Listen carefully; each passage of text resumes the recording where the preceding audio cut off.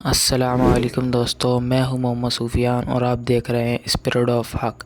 آج ہم آپ کو ایک شخصیت کے بارے میں بتائیں گے جس نے اپنی حکومت کے دوران افغانستان کی تاریخ کو نیا رخ دینے میں اہم خدمات دی۔ یہ شخص احمد شاہ درانی ہیں جنہوں نے افغانستان کو ایک مضبوط ریاست بنانے کے لیے کام کیا۔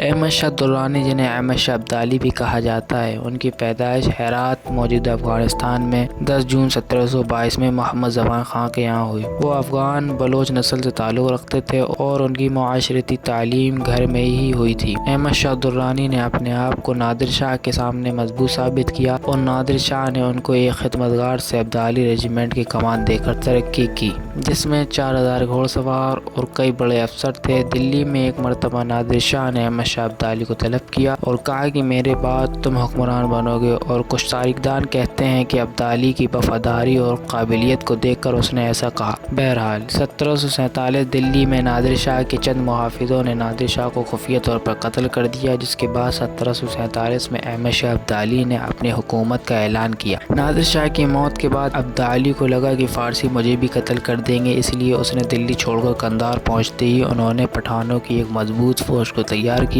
اس کے بعد ابدالی نے اولین کاموں میں یہ کیا کہ اس نے اپنے آپ کو لقب در دران دیا، جس کا مطلب ہے موتیوں کا موتی۔ ابدالی کی فوج میں کمانڈر اشرف توقی سے فوجی فتح کا آغاز کیا، جس میں مغل گورنر ناصر خان کو شکست سے دوچار کیا اور کابل پشاور میں قبضہ کر لیا۔ 15 جولائی 1747 میں پشاور کے گورنر محمد ہاشم افریدی کو مقرر کیا۔ ابدالی نے 1750 میں ہرات، 1751 میں بلخ اور بدخشاں اور 1752 میں کشمیر کو فتح کر لیا۔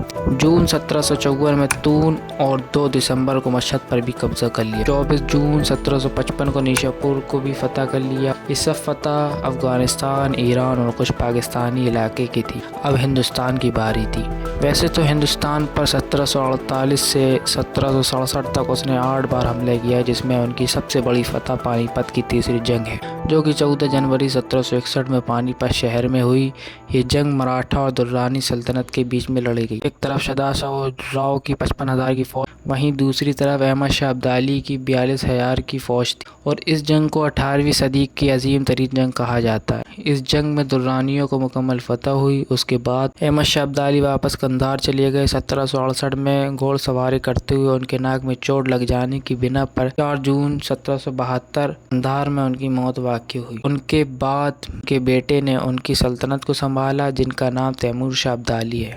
امید کرتا ہوں کہ آپ کو یہ ویڈیو پسند آئی ہوگی۔ اگر آپ کو ہماری اسی طرح کی مزید ویڈیو چاہیے تو ہمارے چینل کو سبسکرائب کریں اور بیل آئیکن کو دبا کر نوٹیفیکیشن حاصل کریں۔